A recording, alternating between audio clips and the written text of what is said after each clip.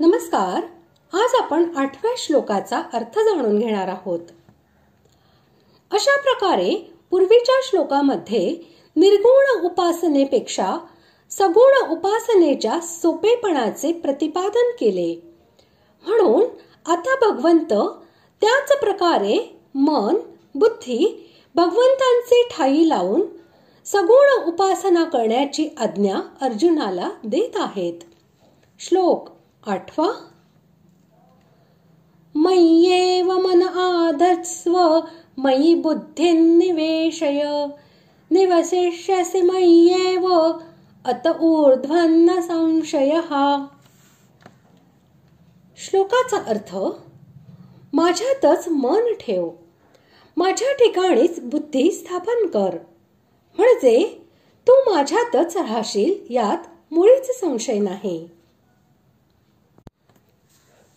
बुद्धी व मन भगवंतांमध्ये लावणे म्हणजे संपूर्ण चराचर जगाला व्यापून जो सर्वांच्या हृदयामध्ये वसलेला आहे आणि जो दयाळूपणा, सर्वज्ञता, सुशीलता तसेच सुहृदता इत्यादी अनंत गुणांचा समुद्र आहे, त्या परमदिव्य, प्रेममय, आनंदमय, सर्वशक्तिमान, सर्वोत्तम, शरण जाण्यास योग्य अशा परमेश्वराचे गुण, प्रभाव व लीला यांचे तत्व तसेच रहस्य चांगल्या प्रकारे समजून घेऊन त्यांच्याबद्दल सदा सर्वदा आणि सर्वत्र अढळ निश्चय बाळगणे म्हणजे बुद्धी भगवंतांमध्ये लावणे होय.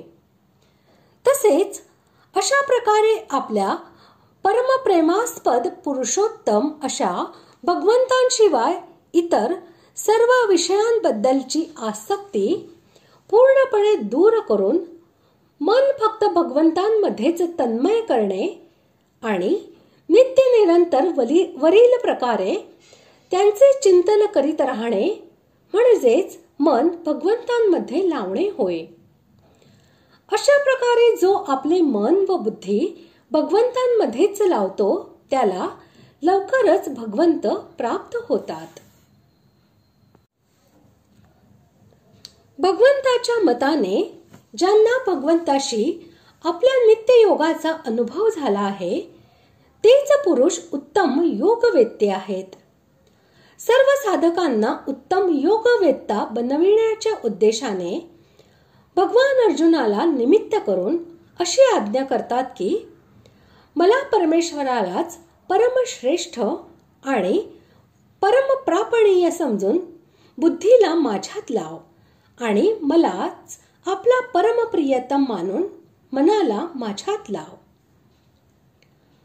मन बुद्धी लावण्यातही बुद्धीचे लावणे मुख्य आहे.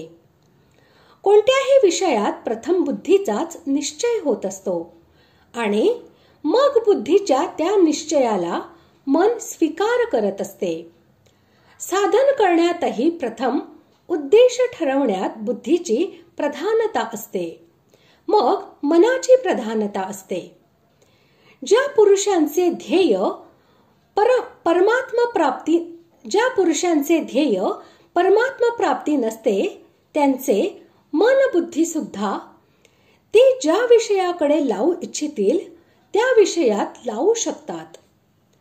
त्या विषयामध्ये मन बुद्धी लागल्याने त्यांना सिद्धी तर प्राप्त होऊ शकतात, परंतु भगवत प्राप्तीचा उद्देश नसल्यामुळे भगवत प्राप्ती होऊ शकत नाही.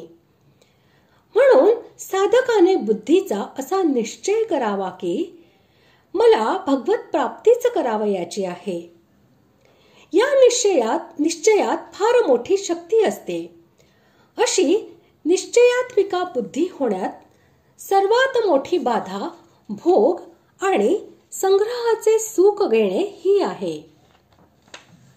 सुखाच्या आशेनेच मनुष्याच्या वृत्ती धन, मान, मोठेपणा इत्यादी मिळविण्याचा उद्देश बनत असतात. म्हणून त्याची वृत्ती पुष्कळ भेद असणारी आणि अनंत होते.